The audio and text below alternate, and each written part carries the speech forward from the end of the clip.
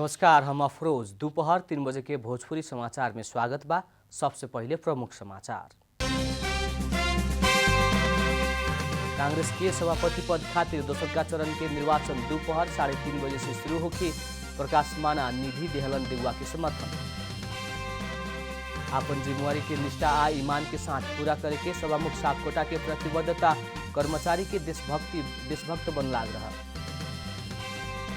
पूर्व मंत्री हृदय त्रिपाठी द्वारा नया पार्टी के घोषणा। एमसीसी लगायत के विषय सब में राष्ट्रीय सहमति खोजेला जोड़। अफगानिस्तान में भइल ड्रोन आक्रमण के लेके केहू के कार्रवाई न करे के अमेरिका के कहना। आक्रमण भूलवश भइल दाबी। यूरोपियन फुटबॉल यूएफए द्वारा चैंपियंस लीग फुटबॉल के राउंड ऑफ 16 के ड्रॉ सार्वजनिक।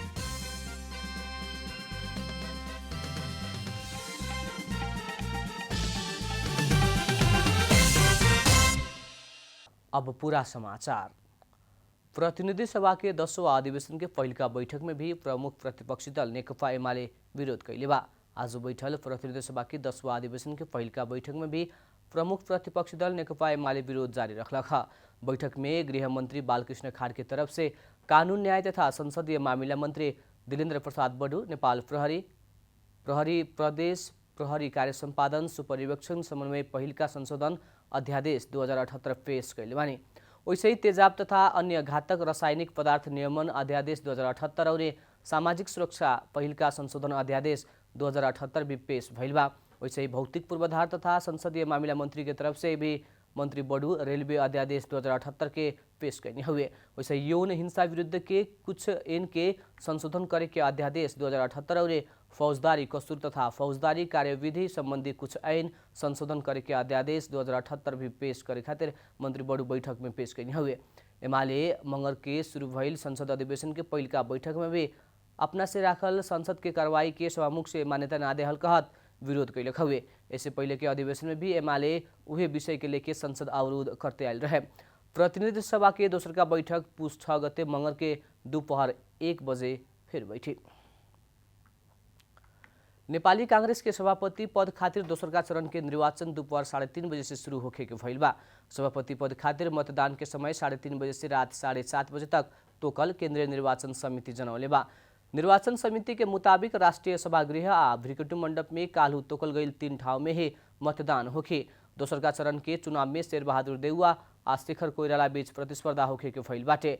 पहिलका चरण में चुनाव में देउवा 2258, कोइराला 1702 मत प्राप्त कैले रहने। यह बीच सभापति के निर्वाचन में पहिलका चरण से बाहर भइल प्रकाश मान सिंह आ विमलेन्द्र निधि सभापति पद खातिर होखे लागल दोसरका चरण के निर्वाचन में देउवा के समर्थन करे के बतौले मानी लोग। निधि अपना के साथ देहल प्रतिनिधि सभा के दोसरका चरण के निर्वाचन में देउवा के मतदान करेला अपील समेत कैले मानी।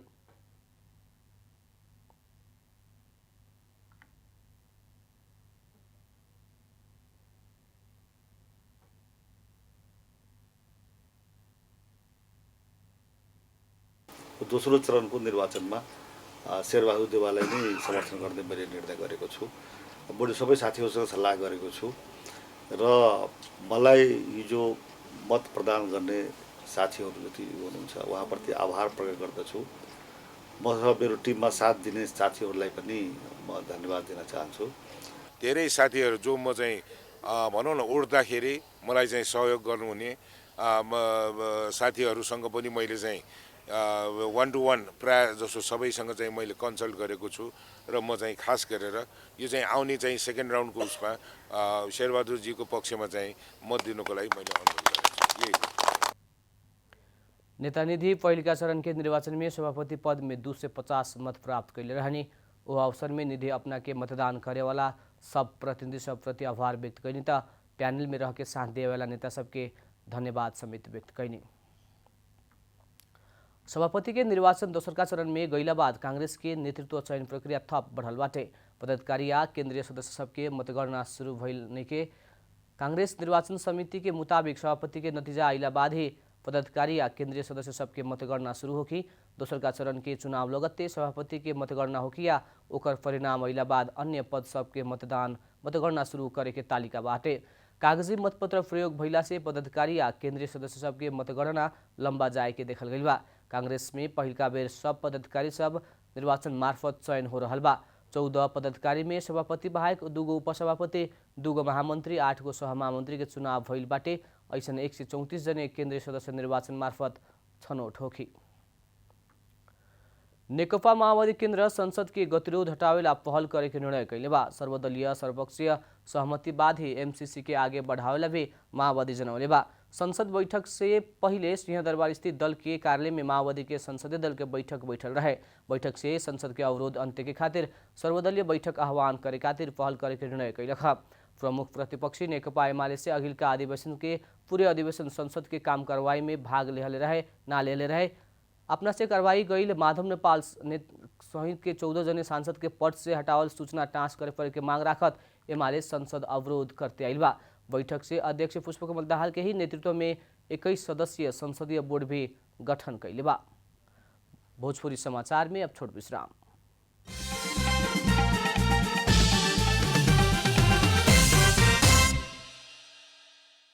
भोजपुरी समाचार में अब थप समाचार। सभामुख अग्निप्रसाद सापकोटा आपन जिम्मेवारी के निष्ठा और ईमान के साथ पूरा करे के बतौले बानी। मंगल के 15वां संघीय संसद सेवा दिवस के अवसर में संघीय संसद सचिवालय से आयोजना कल कार्यक्रम के संबोधन करत सभामुख सापकोटा सभामुख के रूप में अपना के मिलल जिम्मेवारी के निष्ठा और ईमान के साथ पूरा करे के प्रतिबद्धता जनौने हुए। अपना के संसद के प्रतिष्ठा और गौरव के ऊपर उठाव के प्रयत्न करे के कहत ओकरा खातिर साथ देवे खातिर कर्मचारी सबके आग्रह भी कैनी। अपना संगे काम करे के स्पिरिट रहल उल्लेख करत सभामुख सापकोटा कर्मचारी संघ के रहल विज्ञता के संयोजन करके काम करे सकल जाए तो संसद प्रति जनता के आशावादी बनाव सके के विश्वास समित व्यक्त कैनी।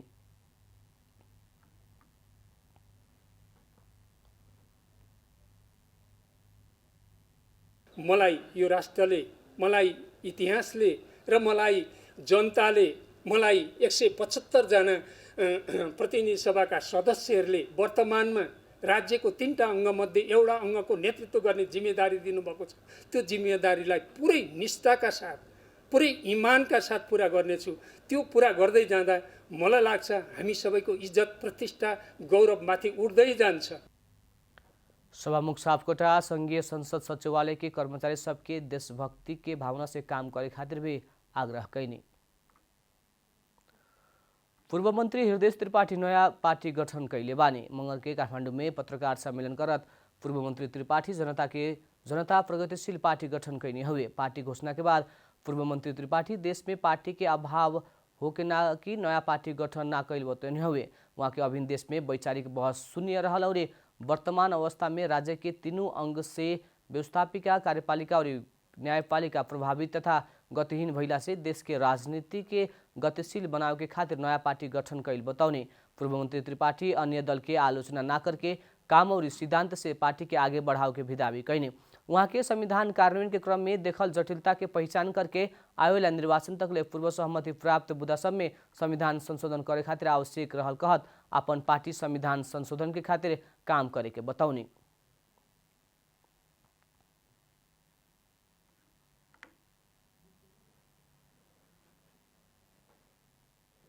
देशमा पार्टीको अभाव भएर यो नयाँ दलको गठन भएको होइन, अपितु वैचारिक बहस प्राय शून्य भएको वर्तमान अवस्था तथा राज्यका तीनै अङ्गहरू व्यवस्थापिका, कार्यपालिका र न्यायपालिका प्रभावहीन र गतिहीन रहेको अवस्थामा संविधानको कार्यान्वयनलाई बाधा उत्पन्न भई देशको राजनीति नै लिगभन्दा बाहिर गइरहेको देखिन्छ।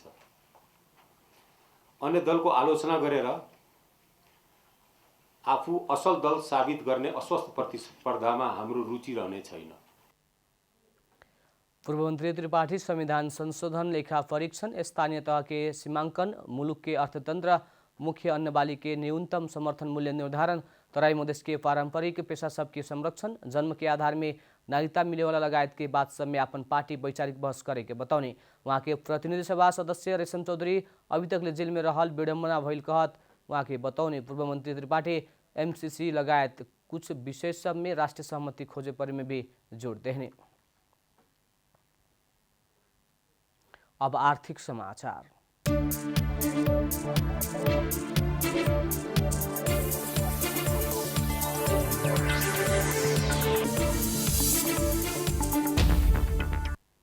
नेपाल हस्तकला महासंघ के स्थापना के स्वर्ण वर्ष प्रवेश कैल अवसर में स्वर्ण शुभारंभ तथा 10औं हस्तकला दिवस एवं हस्तकला वर्ष 2021 समापन समारोह आयोजना भइल बा। कार्यक्रम में उपराष्ट्रपति नंद बहादुर पुन देश में बढ़ते गई व्यापार घाटा कम करावे खातिर हिसाब से व्यवसाय के रूप में हस्तकला रहल बतौले बानी। हस्तकला क्षेत्र से देश भर महिला लगायत संपूर्ण आदमी सब में उद्यमी बनावल और रोजगारी प्रदान कैल गरीबी निवारण में सेवा कैल वहाँ के बतावत इस क्षेत्र के विश्व बाजार में हस्तकला निकासी करके नेपाल के विविधता युक्त और संस्कृति के सिर ऊंचा राखे खातिर कहनाम बाटे। पुन नेपाल के मौलिक पहचान विश्व बाजार में निर्धारित करके सामाजिक आर्थिक विकास करे खातिर मदद पुगे के जिक्र समेत कैने। हस्तकला महासंघ अभी विश्व के विभिन्न देश में हस्तकला क्षेत्र के 42 गो वस्तु सब पहचान करके निकासी करते आइल बा। भोजपुरी समाचार में अब छोट विश्राम।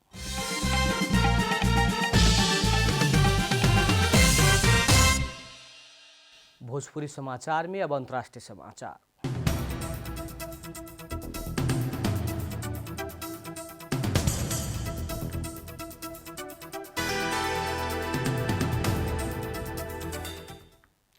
अफगानिस्तान में भइल ड्रोन आक्रमण के लेके कोनो भी सैनिक तथा अन्य अधिकारी के कार्यवाही ना करे के अमेरिका बतौले बा। तालिबान के कब्जा में काबुल अइला बाद सेना तथा विदेशी नागरिक सब फिर्ता के अभियान जारी रहल समय बीतल अगस्त में अमेरिकी सैनिक से प्रहार कैल ड्रोन में सहायता कर्मी सहित उनकर परिवार के 10 सदस्य के निधन भइल रहे। अगस्त 29 में भइल उ आक्रमण दुखद गलती रहल अमेरिकी सेंट्रल कमांडर बतौले रहे, लेकिन उ आक्रमण भूलवश भइल केहू के भी दंडित ना करके स्पष्ट कैले बा। अमेरिकी सेना इस्लामिक स्टेट आईएस के अफगानिस्तान शाखा आईएस के आक्रमणकारी के रहल आशंका में ड्रोन गिरौले रहे।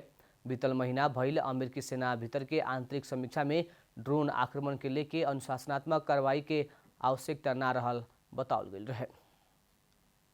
अब खेलकूद समाचार।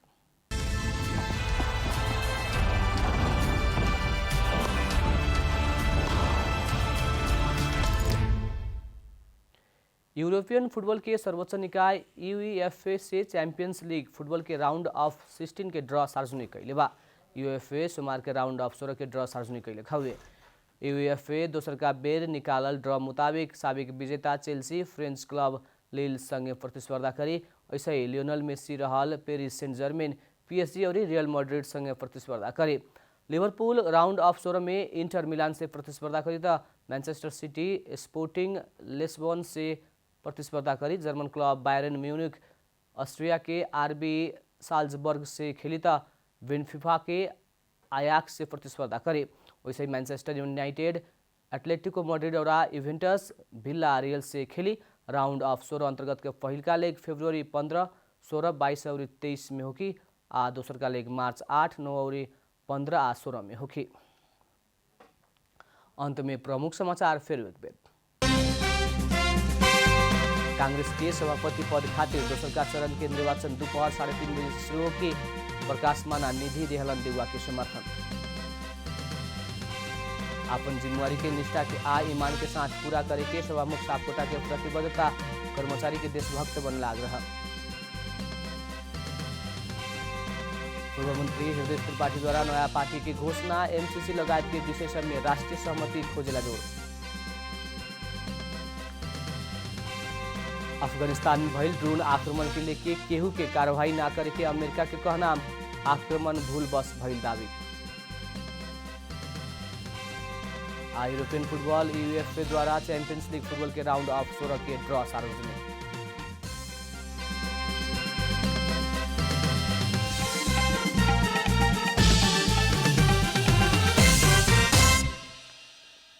भोजपुरी समाचार अभी खातिर इतना ही। जनता द्वारा जनता खातिर प्रसारित जनता टेलीविजन देखत रही।